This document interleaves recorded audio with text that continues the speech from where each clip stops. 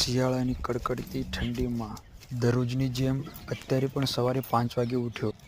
બધી ભેંસો દોઈ એક બરણીમાં ભેગું કરી અને બાઇક લઈ ગામની ડેરીમાં જઈ દૂધ ભરાઈ આવ્યો.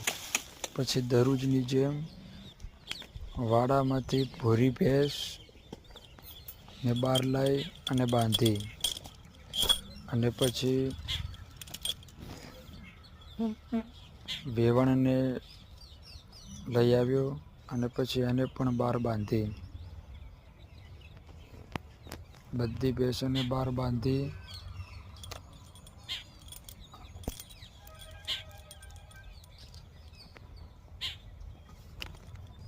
અને પછી ગયો ખેતરમાં પૂળા લેવા માટે.